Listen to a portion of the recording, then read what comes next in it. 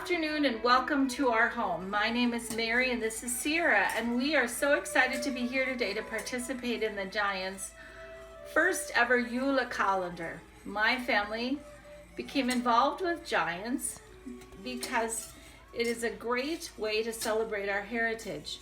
And when I heard that things were going virtual this year, I knew we had to help out and keep spreading the joy and teaching about the customs of Yuletide. So today we will be doing the following. We are going to be making Santa Lucia, or I think they're also called lynx eyes buns.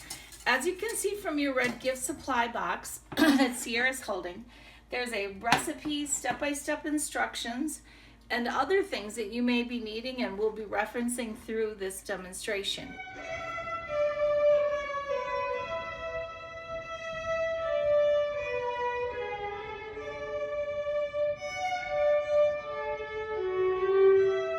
Now let's begin. In Sweden, the custom on December 13th is to have Santa Lucia buns. It's an important part of preparing for Christmas.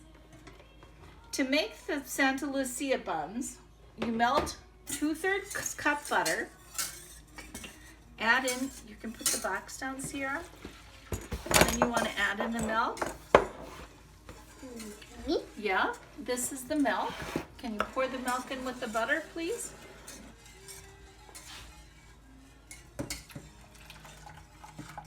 All of it? Yep, all the milk. And you're going to heat this along with something that makes these buns really special is an ingredient called saffron. And saffron is something that comes from Spain, and it's actually a part of a crocus flower that gets dried. It's quite unique and very special, and so as you can imagine, it might be a little expensive. Our saffron threads were cut and then somewhat crushed to be added to this recipe. I wondered, how did the Swedes get the saffron? And in kind of doing a little research about this recipe, I read that the spice, I think it's called the spice trail, there was trading, and so saffron came to Sweden. Very, very precious, so it wasn't used often, but it was used in the Santa Lucia buns. So that will get added to the milk and the butter. I don't want this above 100, and that's probably hot enough. We don't want the yeast to get too hot or it doesn't work, doesn't do its job. So I'm going to let that just cool a little bit. 115 degrees is fine, and we're way up there. So I'm going to pull this over here. And Sierra's going to add the yeast to our milk mixture in just a moment. And I'm going to have to add that too. You can add that. The Santa Lucia buns is cardamom. And cardamom looks like that. That's ground cardamom. Has a very sweet smell. And Sierra's going to add 1 teaspoon of that to our mixture. So Sierra, if you want to add, this is a 1/2 teaspoon, so you want to add 2 of these. 1, and then can I stir it? 2. And then I'll stir a little bit, and then let's check our temperature, and I bet it's ready probably to add our yeast.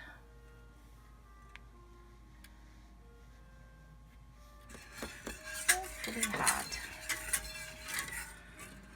You want to give it a little stir before we add the yeast? I think we're ready for the yeast, Sierra, so if you want to add the yeast in there. Now? Yeah. All of it? Yes, ma'am. So there's our yeast. And then, in just a moment, I'm going to hand you the sugar. You can add the sugar. No.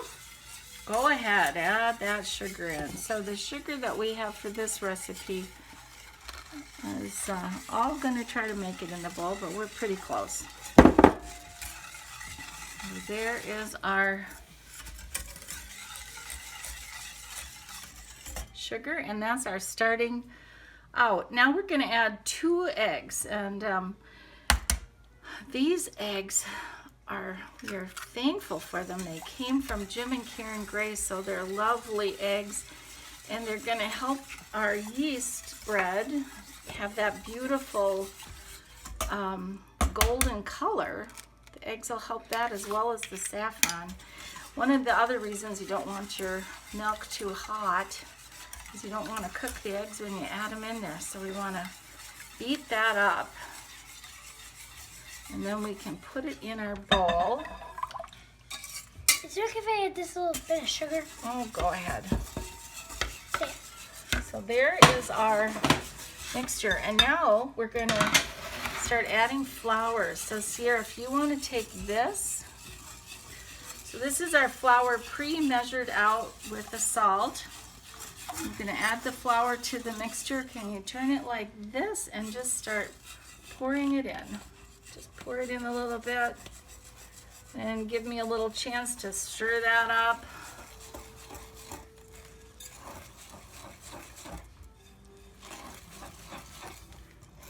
We're using all of it.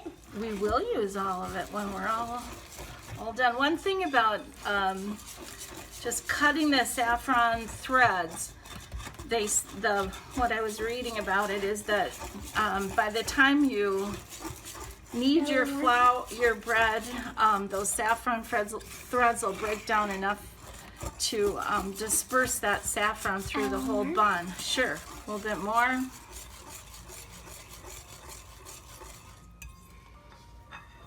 And my little bit more is probably more than your little bit more. So you're going to be making a sticky dough. Okay, so this now is our dough, and we are going to knead our dough and work our flour into the bread dough. We're going to knead this dough for 5 to 10 minutes. And Can I go get the raisins? This is the way that I knead bread dough. Maybe other people do it another way. And Sierra's talking about raisins.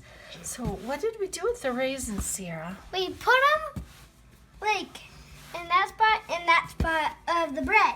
Right. When we form our buns, we put them in the curly section of the bun. Yes. And it's supposed to look like a cat eye, kind of.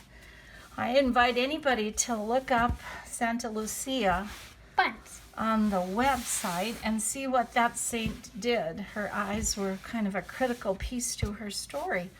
So I imagine that is one of the reasons why these call them lynx cats or cat eye buns.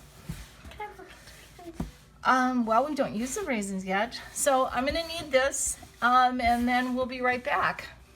So here is our yeast dough that is ready to rise. As you can see, the saffron threads, that one is kind of starting to spread some color throughout the dough. It was kneaded 10 minutes, and now I'm going to put it in my greased bowl. I don't know, I learned this in the old 4-H days that you kind of get a little of the grease on the top so that as it expands it stretches nicely, and then cover with the tea towel, and we'll be put in a warm place. We'll be back in about 45 minutes to an hour.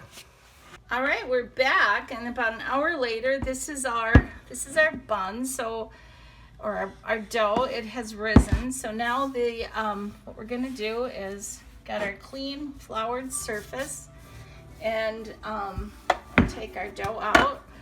We're going to divide it in half,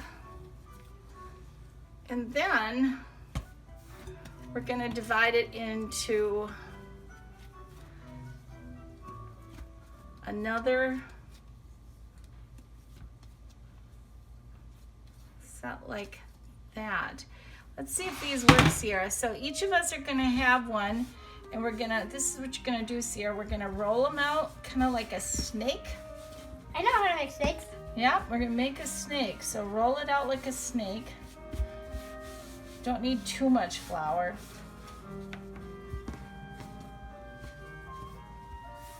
I kind of stretch mine a little bit. Roll it out. You don't want a ton of flour on it.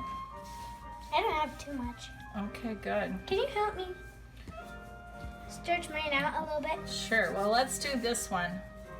Let's just do this one. I noticed that the first time I made these, the snakier I got them, the more I liked them because they had a better curl to them. So here's the idea. Get a nice curl, and then you're gonna curl up the one half one direction and the other half the other direction. Here. Here's this. And then put it on your pan. And Sierra, do you want to put the raisins in? Yep, that was a little bit of... And now? Right in there. Poke it in there. And there we go. So we'll be back in a little bit when we've got all our buns ready for the oven. And I just know how to make a snake. Yeah, why don't I just do these, should I? We're almost ready to put our Santa Lucia buns in the oven. Right before that, we're gonna do a little light wash with raw egg that has been beaten, and that will give our bun a really nice color.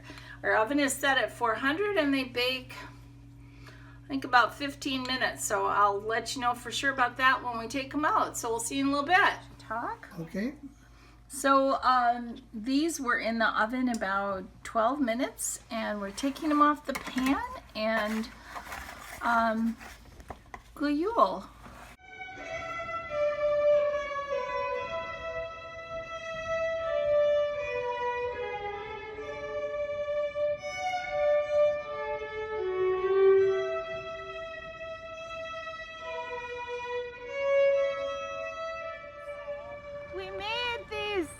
Santa Lucia buns for you. I'm in the basement making bread, but this looks a lot better than that. Yeah, Holy and they cow. have grazed eggs in them. Thank you so much. They look There so we good. go. So we say guyule, right? Guyule. Yeah, it's supposed to be Thank you.